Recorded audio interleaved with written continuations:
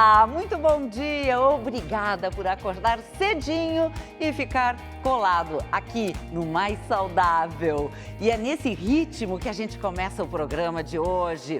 Eu convidei o profissional de educação física, Denis Silva Santos, e a fisioterapeuta e também profissional de educação física, Fátima Brum, para falarem sobre o poder da prática de exercícios. O que podemos e devemos fazer para envelhecer sem perder a juventude. Olá, bom dia, obrigada pela presença de vocês. É possível envelhecer sem ficar assim todo durinho, continuar com essa jovialidade, flexibilidade, mobilidade, tudo isso?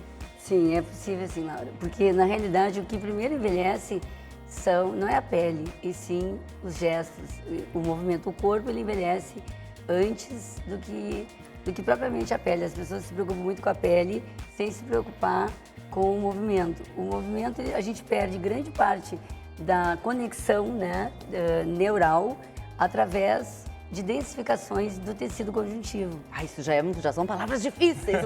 Como assim? Esse tecido conjuntivo são as fáscias. O que são as fáscias, né? Fáscias é o tecido que recobre todo o nosso corpo. Então, por dentro? Por dentro, entre as vísceras, no sistema nervoso central, ou seja, no cérebro, nos músculos, nos tendões, enfim. Ele é onipresente, ele tem uma presença assim, de 70% do nosso corpo, é pelo sistema neuromiofacial. Ele que vai dar as conexões. Por exemplo, quando a gente se sente mais duro, passa o dia todo sentado, quando levanta, tá rígido. Ou aquele sensação de tô ficando velho. Na realidade, isso pode acontecer com qualquer pessoa. Tanto que alguns estudos já demonstram que a estrutura de uma criança de 12 anos e uma pessoa de 65 anos é a mesma. O que diferencia entre elas? O grau de deslizamento intrafacial, ou seja, os músculos eles se movem menos a partir do momento em que a gente se movimenta menos também. Então, quem é que faz toda essa movimentação? O ácido hialurônico, o mesmo que a gente usa para fazer preenchimento, né? Porque nós produzimos isso nas fáscias mais profundas. E em qual momento? Quando a gente movimenta, principalmente o nosso corpo, e em todos os planos. A gente precisa criar espaço interno, né? Espaço tridimensional. Então, espaço virtual, né? O que é esse espaço virtual? É a gente poder movimentar o nosso corpo para cima, para baixo, numa linha espiral, em todos os planos, sagital, espiral, frontal, todos os planos de movimento. Porque se a gente começa a andar só para frente, a gente começa a perder essa movimentação e a riqueza da gente poder deslizar entre esse sistema que é tão rico, que é o sistema das fáscias musculares. Como que a gente consegue fazer isso? Através da terapia manual, a gente consegue tirar essas densificações, porque elas vão impedir 30% da conexão, ou seja, da força muscular, ela vai ser, digamos assim, roubada. Porque tu imagina, uma pessoa que já está envelhecendo, ela já tem uma perda de massa muscular, ou seja, a sarcopenia. Quando ela tem essa perda de massa muscular, já é um processo, digamos assim, natural do envelhecimento. E se nós tivermos as densificações, a gente vai ter uma perda mais acelerada. Como que a gente pode melhorar isso? Se movimentando, né? Também com a terapia... Fazendo exercícios com a terapia manual, fazendo exercícios em todos os planos, que pode ser yoga, musculação, corrida, tudo que vai gerar o quê? Neuroplasticidade, ou seja, a gente vai ter muito mais informações, vai gerar mais engramas motores, né? E isso vai fazer com que o nosso corpo seja mais inteligente, que é a inteligência sinestésica. Então, tu falaste sobre esses movimentos necessários para a gente se manter, digamos, esse ácido hialurônico, essa substância que a gente tem no corpo, ele transitando, fluindo lá nas profundezas, sim, digamos assim, do nosso corpo, para a gente fazer. É tudo isso? Exatamente. Quando a gente tem a densificação do tecido facial, esse ácido hialurônico vai ficar é como se ele fosse uma massinha de modelar, ele fica mais durinho, né? Porque a densificação leva a um aumento da viscosidade, ou seja, ele fica mais viscoso e a gente precisa que ele seja mais fluido, porque a 40, isso é biologia, né? A 40 graus centígrados, o nosso corpo, ele é como se ele soltasse, né? Então o aquecimento desses tecidos vão levar a uma maior mobilidade entre os tecidos e o movimento. Porque e aí quando te movimenta, tu sente, mas quando eu me movimento eu sinto que eu gero mais amplitude, mais mobilidade. É exatamente isso, porque tu consegue trabalhar dessa forma mais integrada. Então, quanto mais a gente se movimenta, mais a gente fortalece todas essas articulações, tudo, para que não fique depois, que geralmente quando vai ficando mais velhinho, vai ficando tudo mais durinho. Exatamente, isso que eu ia falar. Então, por exemplo, no SESC nós temos uma diversidade de atividades oferecidas. Sim, dentro dos exercícios, né, aí vem muito a questão do redescobrir o prazer naquilo que se faz, porque o idoso ele geralmente tende a ficar um pouco mais prostrado, né, diminuir os vínculos sociais, e o SESC proporciona justamente isso, essa saída da rotina e uma possibilidade dele encontrar algum exercício que ele se identifique, né? Quais são os exercícios? Eu sei que Nossa, tem. a gente tem inúmeras coisas. Hoje a gente tem idoso que dança, que faz ginástica, que faz treinamento funcional. Eu mesmo tenho uma turma de ginástica funcional. Então é exatamente isso. Yoga também tem. Temos grupo de yoga também, é maravilhoso, melhora muito a questão de concentração, respiração, que para eles, com o passar do tempo, vão perdendo essa capacidade respiratória, né, que é bem importante também. Então, dentro do exercício, a gente tem inúmeras possibilidades de execução e inúmeros benefícios, né? Tem até também esportes para as pessoas Sim, mais velhas, jogo de hoje em dia vôlei. o câmbio, ele é super tendência, assim, os idosos gostam bastante, são bem assíduos. São mais competitivos também, né? Cria um desafio, né? Exatamente, Isso é a pessoa está sempre se inovando, se reinventando e se redescobrindo, né? Porque a vida é cheia de descobertas e desafios durante todo o período. E a gente ficando mais velho, por exemplo, tem todas essas atividades voltadas para as pessoas que já têm mais de 50, 60 anos, também tem para as pessoas jovens, né? Qualquer um pode participar, pode ir numa das academias do SESC. Mas as pessoas mais velhas que já estão com menos mobilidade, digamos assim, que tu falaste, com essas densificações já criadas, ela consegue retornar e tirar essas... Sim, com certeza. Por exemplo, se a gente começar a pensar, uma pessoa mais velha, né, o idoso, ele não salta, né? Eles não saltam porque eles perdem a capacidade nos retináculos, é onde a gente, principalmente nos tornozelos, que é onde a gente armazena energia. E esse armazenamento de energia, ele ocorre entre esses tecidos faciais, entre o tecido conjuntivo. Quando a gente começa a ganhar mobilidade, a gente consegue transmitir via periferia para o nosso sistema nervoso central. Essa é a diferença. Tudo que a gente faz, né, em diversas vezes, o sistema nervoso, o que ele faz? Ele aprende, porque nós... Então, mesmo mais velho, a gente tem condições. Com certeza, todo mundo tem, porque nós somos sapiens, né? Nós somos os únicos seres que somos sapiens. A gente tem a capacidade de aprender, de resgatar. No momento que tu vai lá e puxa ele para fazer uma dança, ou para fazer uma yoga, enfim, para qualquer tipo de atividade, ele vai conseguir conectar o sistema nervoso dele e vai trazer essa informação de volta, porque ele está lá. E vai voltar a fazer os movimentos. Nosso corpo foi feito para se movimentar, né? Então, muitas vezes, tu precisa do start inicial para que tu comece a fazer o que tu nasceu para fazer, que é se mexer. As nossas articulações, nossa questão musculoesquelética foi pensado para movimento. E o ideal é diversificar esses movimentos, por exemplo, tem que fazer regularmente, não necessariamente todos os dias, mas quase todos os dias. Nem que se a pessoa escolhe, né, uma atividade, ela deve diversificar exatamente para a gente ter mais informação, né? E gerar mais neuroplasticidade para o cérebro. Porque se tu aumenta essa capacidade de informações, tu aumenta o teu... Tu aumenta o repertório motor, né? O teu repertório, exatamente. Quantas coisas que tu pode fazer e dar um gesto, a intenção do gesto, né? Porque o gesto vai ficar muito mecânico se ele só empurrar, ou se ele só puxar, ou só agachar. Se ele só faz musculação. Não, faz musculação, corre, dança, pula. Exatamente isso. Cada prática, né? Cada atividade, ela tem uma característica de movimento. Então, caminhar no meio de todas essas atividades só traz enriquecimento, né? Com certeza. As pessoas que são sedentárias já ficam assim, ai meu Deus, eu tenho que fazer tudo isso, não quero. Já é diferente, né? Sim. Quem já gosta de praticar algum exercício. Mas aí é começar com calma, vai depois volto naquilo do prazer, né? Buscar, experimentar e sair, conhecer. O dia do desafio que aconteceu agora recentemente era justamente isso, incentivar, empurrar Exatamente. as pessoas para que buscassem É uma alguma proposta que é bem interessante. 15 minutos diário É, isso ali, aí de que tu sair um pouco da tua Sim, rotina, né, e que experimentar. O Denis está falando é bem importante, porque as pessoas às vezes têm essa ideia de padrões, né? Mas quando tu dá a intenção, por exemplo, o fato de dançar, né? Tu não tem a intenção, não é tu tem que ensinar, ó, agora tu vai ter que ensinar. Não, vai ali, dança, te solta, te permite. Isso né? já é uma isso atividade. Nossa, isso isso já é muita com atividade. certeza, com Isso certeza. isso é atividade porque tem que a emoção, né? Se tu coloca a emoção junto, e a sensação, nossa, aí tu ganhou. É só felicidade. É só felicidade. E é só envelhecer, então, realmente com saúde, com alegria, né? Porque são novas fases que vão acontecendo na vida da gente, pouco a pouco. Com certeza. A gente tem uma perspectiva de chegar aos 100 anos, eu pelo menos quero chegar. E vai Vamos, chegar. e vamos, vamos. né? Os três aqui. Yes! Muito obrigada pela Obrigada, entrevista, obrigada. foi um grande prazer ter conversado com vocês e aprendendo tanto com algo que as pessoas às vezes nem imaginam, não é mesmo? Obrigadão, Exatamente, valeu. obrigada.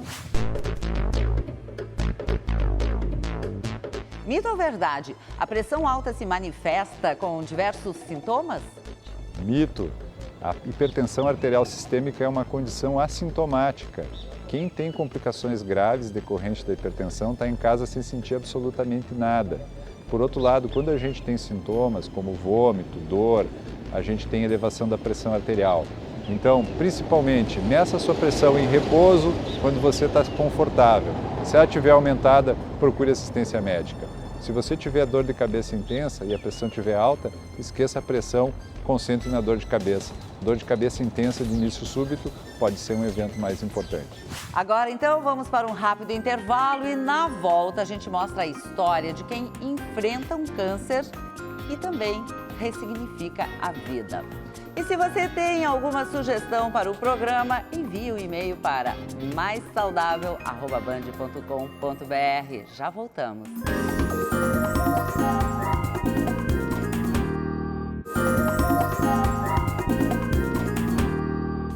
Estamos de volta e agora eu converso com a ortodontista Juliana Mileski e nós vamos então falar sobre a importância da avaliação ortodôntica em crianças. Bom dia, obrigada. Bom dia, Laura. Muito obrigada pela tua presença aqui no nosso programa. Eu que agradeço. É sempre muito importante a gente saber quando podemos levar, qual é a idade ideal para fazer uma avaliação ortodôntica em uma criança.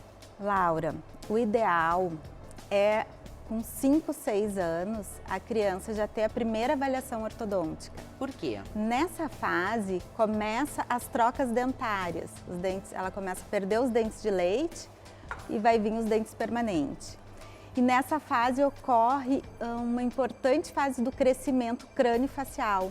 Então o ortodontista vai avaliar como é que é o padrão facial dessa criança, se tem alguma interferência dentária para crescer os ossos da face, né, como tem que ser, né? Então o ortodontista vai atuar ali para dar para ajudar na oclusão, na respiração, mastigação, no desenvolvimento normal dessa criança. Porque às vezes não tem espaço e os pais nem observam, é isso? Sim, às vezes não tem espaço, a criança perdeu um dente antes do tempo, ou aquele dente permanente já está na hora de nascer e ele não nasce.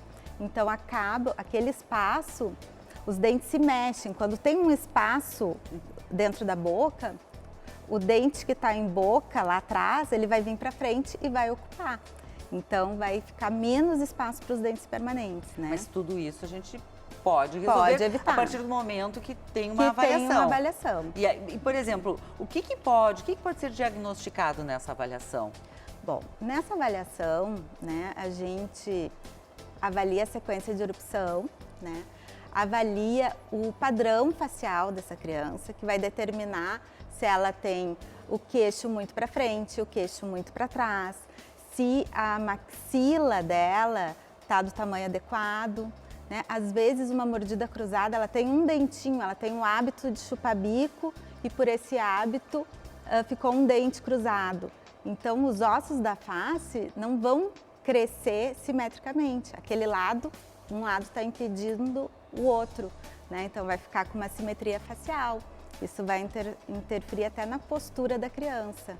Interfere, e além da postura, no que mais pode interferir? Em todo organismo, né? Porque se a mandíbula não está bem posicionada, a coluna não está bem posicionada, pode dar uma alteração no quadril até no pé. Falaste em bico, o bico ele pode realmente interferir? O bico, ele sim, ele interfere, né? Mas eu até digo assim, não é uma preocupação maior, né? A criança até 2, 3 anos, né? Os pais têm que tentar tirar o bico, né? Se ficar mais tempo vai ser prejudicial.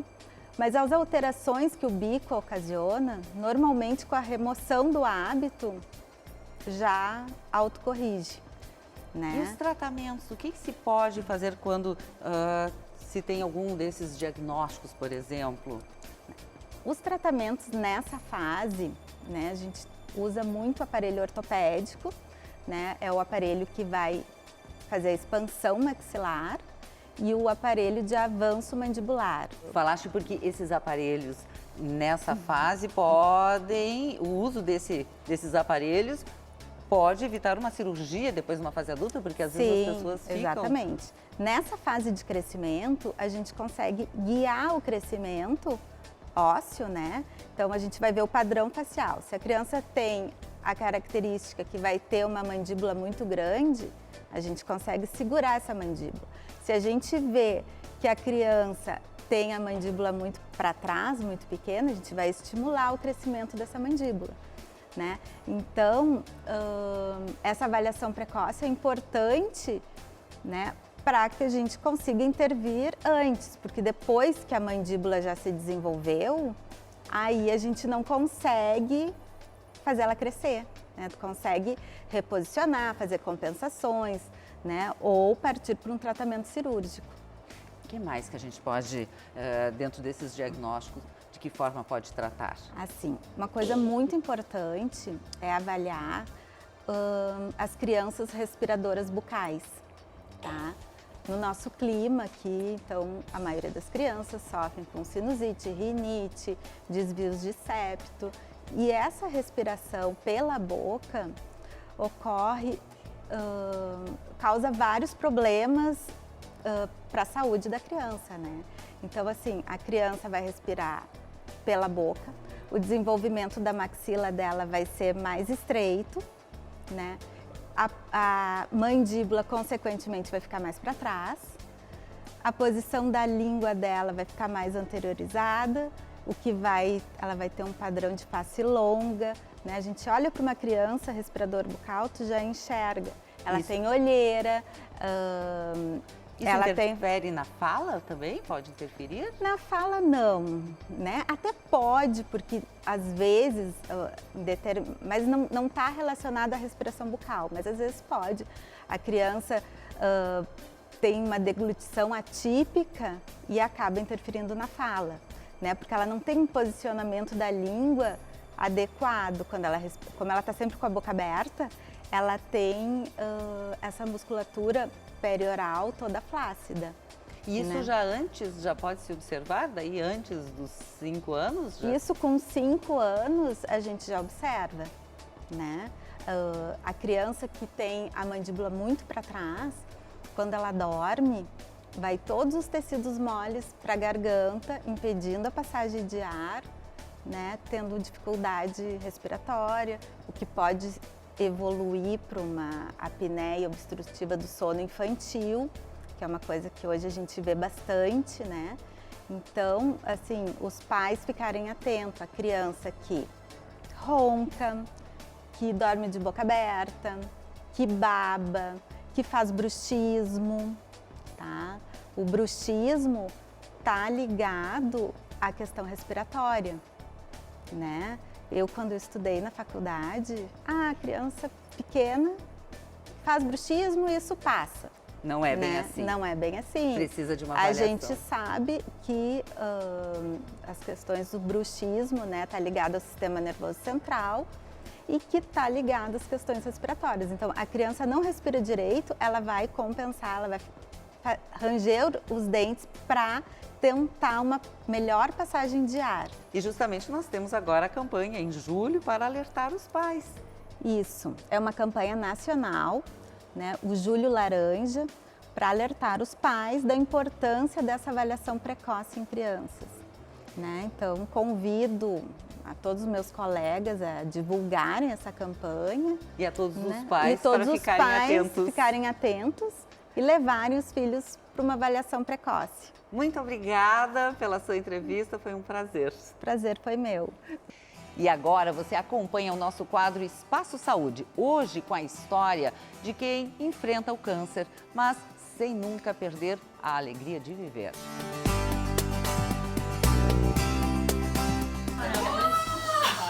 Que coisa linda! Nessa data querida.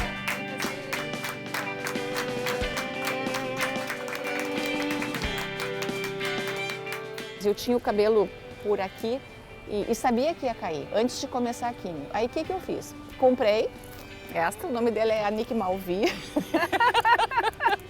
Mara é aquele tipo de pessoa que brilha, que se renova a cada instante. Thaís é uma das filhas que se enche de orgulho da mãezona que trafega com sabedoria nos obstáculos que a vida lhe coloca. Tem coisas na vida que a gente não pode mudar. Tá posta. Então, ou o sofrimento sujo ou o sofrimento limpo. O que seria isso? O sofrimento sujo é eu ficar brigando. Que droga, por que isso aconteceu comigo? E agora? Como é que vai ser? Quanto mais eu pensar nisso, mais eu vou sofrer. E o sofrimento limpo é, ok, eu tenho essa doença, eu não posso mudar. Com essa doença, então, como é que eu posso administrar e como é que eu posso levar minha vida? Uma vida intensa, cheia de muito trabalho, que precisou ser redesenhada. Eu tinha dor de estômago e atribuía isso à correria, ao trabalho, ao estresse, né, decorrente disso tudo. E dor de estômago, e mais para o final de ano essa dor de estômago intensificou. E aí meu marido, que é médico, vamos fazer um exame. Em função de muito trabalho, eu agendei para quando começasse as férias, ali por final de janeiro mais ou menos, para fazer endoscopia. E quando estava perto de fazer o exame, eu não tive mais dor. Mês de janeiro eu não tive mais dor. Qual foi a minha maravilhosa ideia? Não vou fazer, já passou. Era dor de estômago, uma gastrite, estresse, então eu não preciso mais fazer o exame. E ele ficou me puxando, vai fazer, quase que me trouxe pela mão. O diagnóstico de câncer foi o resultado e o alerta para mostrar que o melhor é não negligenciar os sinais enviados pelo corpo. Minha situação tinha 4% de chance de ser um linfoma, ou se não seria um tumor mais agressivo. E foi linfoma. Então, de certa forma, né? Porque o tratamento é mais tranquilo, né? Não é tão invasivo. A gente consegue hoje usar o quimioterápico e já as medicações que estão associadas, os antieméticos, que praticamente não se tem mais aquela náusea, aquele vômito, e também, quando se precisa, alguns fatores de crescimento para ajudar a recuperação para anemia, principalmente, e com a imunidade também, que não baixa tanto as defesas. E tem dado muito certo comigo. Eu não sinto absolutamente nada, até engraçado. Eu faço, né, no primeiro dia fico esperando, tá, vai dar enjoo, vai dar, sei lá, né, algum outro problema. Nada. Aí eu vou fazer minhas coisas. E então, seguir trabalhando. Claro que com todos os cuidados também, porque eu sou professora de pós-graduação. E aí o que eu fiz? Quando eu vou dar aula, e meus alunos sabem também, meus colegas sabem, eu uso máscara. Por que eu uso máscara? Para não, a imunidade está baixa, para não correr o risco de, sei lá, uma gripe, alguma coisa assim. Mara é psicóloga e sabe o quanto é importante ter o acompanhamento de um profissional da área. Um atendimento psicológico aqui no ambulatório do Hospital Divina Providência busca valorizar a subjetividade dos pacientes e entender o que eles compreendem frente ao adoecimento, como eles imaginam que vai ser o tratamento, quais os medos que eles têm, quais as fantasias em relação ao tratamento. O serviço hoje é multidisciplinar, então nós trazemos junto a equipe médica, os enfermeiros, os psicólogos, os nutricionistas, que vão proporcionar um tratamento mais adequado para o paciente. Câncer é uma doença que se administra. Então, assim, desta etapa, Hoje é o último dia, eram 6 químios, hoje é a 6ª químio. Vou fazer novos exames, vou ver o que aconteceu, os resultados. E se tiver que fazer mais coisas, vou fazer mais coisas, porque é aquilo, né? Que não se pode mudar, a gente vê como lidar. Alguns pacientes chegam com medo, com receio, cabe a gente fazer com que eles se sintam bem aqui. Que o período que eles fiquem aqui, 2, 3, 4, 6 horas, seja o mais agradável possível. A equipe aqui, nossa, muito afetiva, muito atenciosa, então, nossa, um hospital muito bom. Mara nem imagina o que a turma do hospital prepara para ela. Uma festa para comemorar o final dessa etapa de quimioterapia e o aniversário dela. Todos os pacientes, né, cativam muito a gente, mas a gente acaba criando um vínculo com eles, né? É inevitável, estão há 6 meses, 1 ano. Que coisa linda! Pra você, nessa data querida, muitas felicidades, muitos anos de vida. Quando a gente está nessa posição, né, do lado adoecido, a gente fica mais vulnerável, a gente fica mais sensível. E como é importante a forma como vocês lidam com a gente. Vocês trazem vida, vocês trazem carinho, vocês trazem afeto, vocês trazem esperança. Ai, que linda! É muito amor, é muita energia boa envolvidos nisso tudo, não é mesmo? O Mais Saudável vai ficando por aqui. Quer rever todos os conteúdos do programa? Então é só acessar o canal da Band no YouTube. Acompanhe também o Instagram e a nossa página no Facebook. Agora, na sequência, você fica com o nosso Alejandro Malo. E eu volto sábado que vem, 9h30 da manhã, aqui na tela da Band. Tchau e um ótimo final de semana para você.